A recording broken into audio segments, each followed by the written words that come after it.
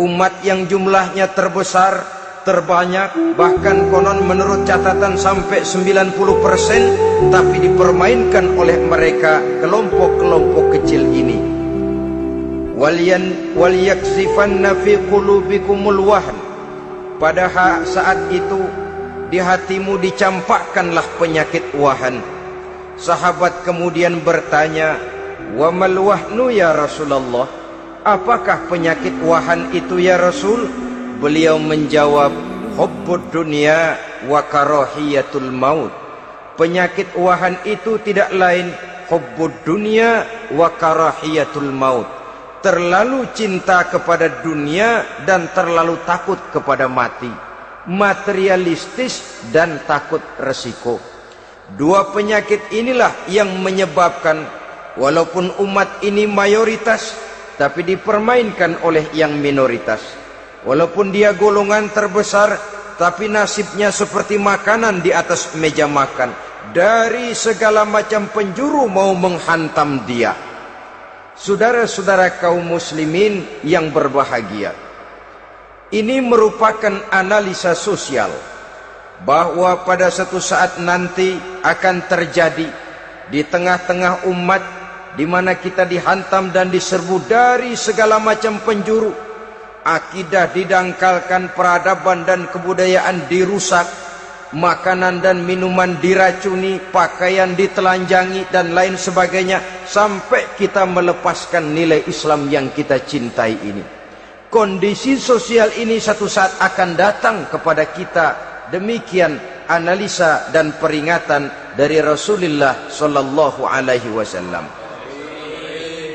Marilah sekarang kita melihat, adalah benar bahwa di zaman sekarang kita insya Allah tidak akan mengalami perang Badar sehebat yang pernah dialami oleh Rasul dan para sahabatnya. Tetapi sesungguhnya perang yang kita hadapi di zaman sekarang ini tidak kalah hebatnya dengan perang Badar, tidak kurang dahsyatnya dengan perang Uhud, tidak kurang ngerinya dari perang Khandaq. Hanya saja yang kita hadapi sekarang ini bukan ujung pedang, bukan ujung tombak, bukan ujung panah. Yang kita hadapi sekarang ini adalah perang akidah, perang ideologi, perang mempertahankan keyakinan. Yang kalau kita kalah sekarang, kita memang masih beragama. Tetapi anak kita, cucu kita, generasi yang akan hidup 5, 10, 20, 30 tahun yang akan datang, wallahu a'lam bissawab. Islam, saudara-saudaraku, tidak mungkin hilang dari dunia. Tetapi tidak mustahil Islam gulung tikar dari desa kita. Tidak mustahil Islam gulung tikar dari kampung dan kota kita, jikalau kita tidak menjaganya, jikalau kita tidak memeliharanya, bahkan jikalau kita tidak mewariskannya kepada anak-anak kita, generasi yang akan datang. Marilah kita mengingat sejenak bagaimana Islam di Spanyol yang pernah jaya, pernah mewarnai daratan Eropa, dan yang sekarang hanya sekedar tinggal ceritanya saja. Ini pernah diperingatkan oleh Rasul dalam satu hadis, "Sayati ala ummati zamanun la yabqal Islam illa ismun wala minal Qur'an illa rasmun."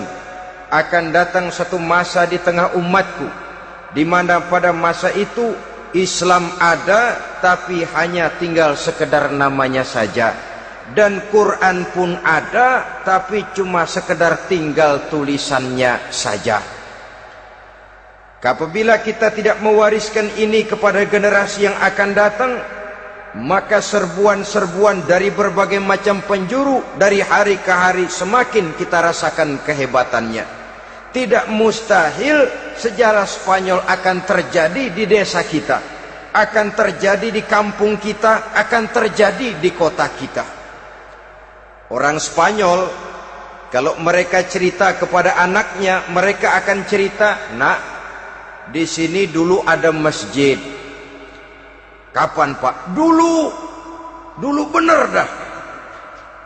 Banyak orang Islam kalau hari Jumat pada sembahyang, "Kapan itu, Pak?" Dulu sekali.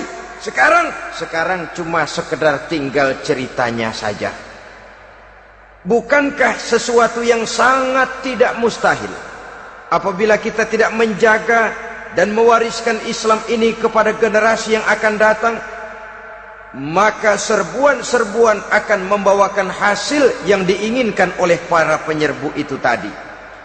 Kita sudah menjadi umat yang mayoritas, tetapi umat yang mayoritas ini menurut Rasul dikepung sedemikian rupa, akidahnya didangkalkan, peradaban dan kebudayaannya ditekan sedemikian rupa, kehidupan sosialnya dibuat individualis, kemudian dari segi pergaulan, pakaian, makanan, minuman dan sebagainya diracuni, sampai dia tidak lagi berpegang teguh kepada agamanya.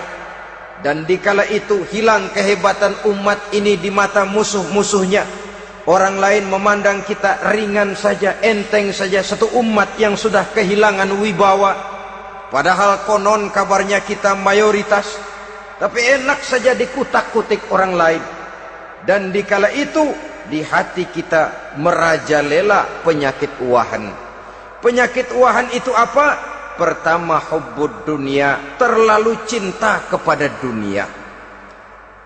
Terlalu cinta kepada dunia yang menyebabkan kita lupa akan tanggung jawab dan kewajiban, lupa meneruskan dan mewariskan Islam kepada generasi yang akan datang. Kita berlomba hanya untuk mengejar dunia dan seluruh isinya. Baik dia bernama material, baik dia bernama seksual, baik dia bernama pangkat, jabatan dan kedudukan, berlomba-lomba kita di dalamnya. Sampai tercampaklah penyakit hubbud dunia di dalam hati ini. Berurat dan berakar dunia itu, sulit dan berat kita berpisah daripadanya. Akibatnya kemauan untuk berbuat demi dan atas nama agama sangat sulit terwujud di dalam kehidupan ini. Yang kedua, karahiyatul maut, terlalu takut kepada mati. Baik mati ajal, mati dalam artian yang sebenarnya, baik mati usahanya, baik mati karirnya, baik mati pangkat dan jabatannya. Sehingga dengan demikian akibatnya jatuhlah kita menjadi umat yang kehilangan wibawa di mata orang lain. Saudara-saudara kaum muslimin rahimakumullah, saya katakan tadi, perang yang kita hadapi di zaman sekarang adalah perang akidah. Perang menghadapi peradaban dan kebudayaan yang menghancurkan moral daripada anak-anak kita. Perang menghadapi banjirnya maksiat dan munkarat. Yang di tengah-tengah itu, di samping berkewajiban menjaga diri dan keluarga, kita pun juga berkewajiban menjaga anak-anak kita, generasi yang akan datang, mengarahkan dan mendidik mereka sesuai dengan yang dikehendaki oleh Allah Subhanahu wa ta'ala.